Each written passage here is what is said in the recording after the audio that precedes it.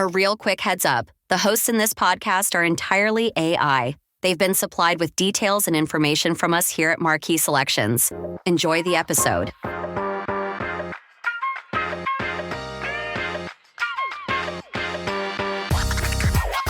All right, wine enthusiasts, buckle up. Today, we're diving deep into a grape that's been hiding in plain sight, Argentinian Bonarda. Bonarda. It's one of those grapes you might have seen on a wine list and kind of glossed over it. Yeah, like, oh, is that kind of like Malbec?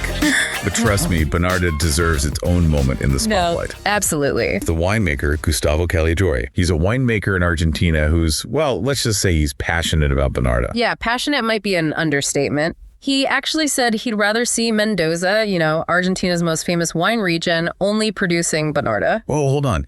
Even over Malbec, their flagship grape. That's a bold statement. Right. It definitely makes you curious what makes Bonarda so special, especially to a winemaker like Gustavo. So, what's the deal with this grape? Where did it even come from?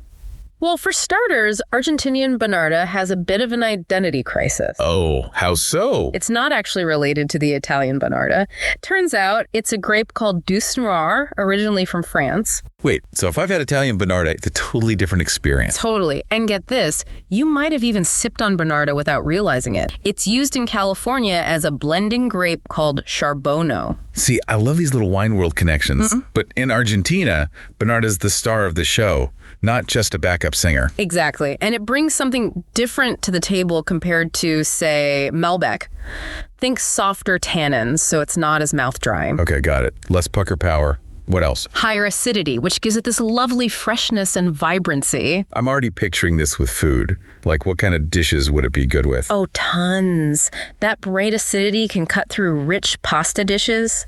Or, since the fruit flavors are a bit more gentle, it'd be awesome with grilled chicken. Or even, I'm thinking, spicy Asian food. Oh, yeah, great call. It's like a chameleon in the food pairing world.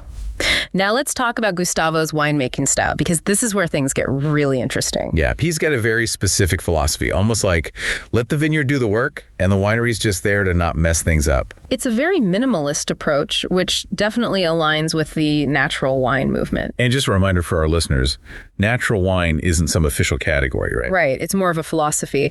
But generally it means minimal intervention, organic farming, and often little to no added sulfites. So back to Gustavo.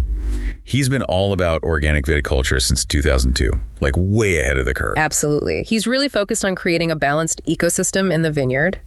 He uses cover crops to naturally replenish the soil and manage pests. So it's not just about what goes into the wine, it's about the whole environment. Exactly. Now, his Bonarda wines are where his natural approach really shines. He uses spontaneous fermentation, so no added yeast. So the grapes are basically doing their own thing. Pretty much. The fermentation is driven by the yeasts that are naturally present on the grapes and in the winery. Wild. And he doesn't use any enzymes or supplements either, right? Nope. He lets the grapes express themselves fully.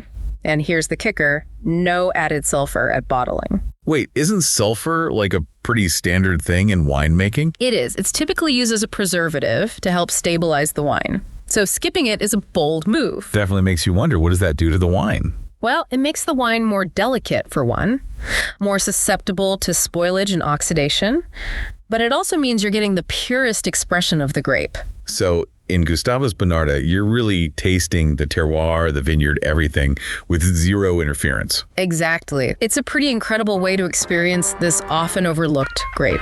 Wow. This deep dive has been a revelation. Argentinian Bonarda is more than just a name on a wine list.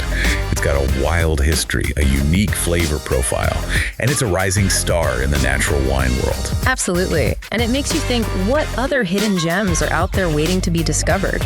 Maybe it's time we all start looking beyond the usual suspects and exploring the incredible diversity the wine world has to offer. I'm so ready for that adventure. Cheers to that. Cheers.